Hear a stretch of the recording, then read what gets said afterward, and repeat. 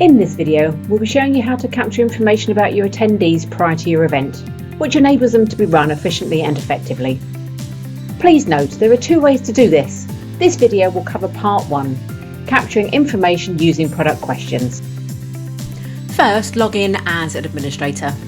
Then add a new event by using one of our event templates. The video tutorial for this can be found in the description below. Once this has been set up, you can then add your product questions by clicking on Tickets and Products from your event management menu. And then from your product management menu, select Product Questions. There will already be some product questions defined as you have used the event template, but if you would like to add a new product question, click Add Product Question from the Manage menu. Enter the name for the question in the name field. And you can enter a description in the free text description field. If you would like to include an image, click on the Browse button to access your local device.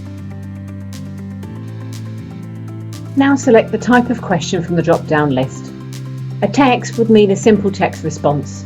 Descriptive text gives space for longer text responses. Number means a number must be entered. And yes/no gives a simple choice of yes or no. Single select means they must choose one from a number of options. Multi-select means you can choose more than one from any number of options. It means a valid date must be entered.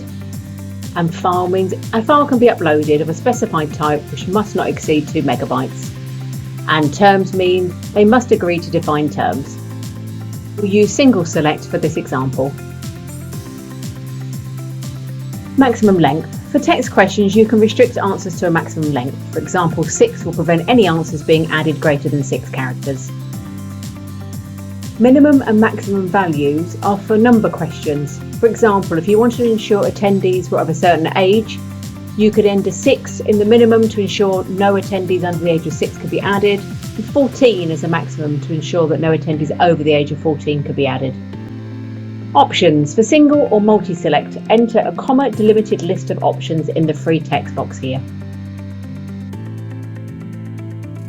If it is to be a compulsory question that must be answered, check the required checkbox.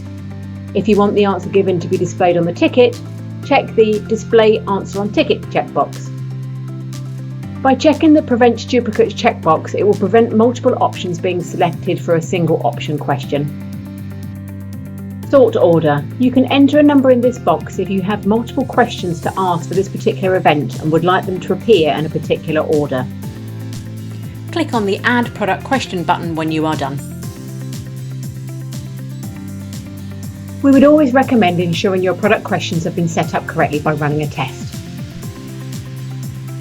From your event management menu, select Preview and then enter a ticket for the event into the basket. Click on the Checkout button. Here, all of the product questions should be showing. The first ones are from the event template, followed by the single select question we entered. Don't forget to empty your basket when you are done. And that's it, you have now successfully captured information about your attendees prior to your event. Head to our other tutorials and FAQs for any further guidance you require, from adding committee members to holding a raffle. Thanks for watching.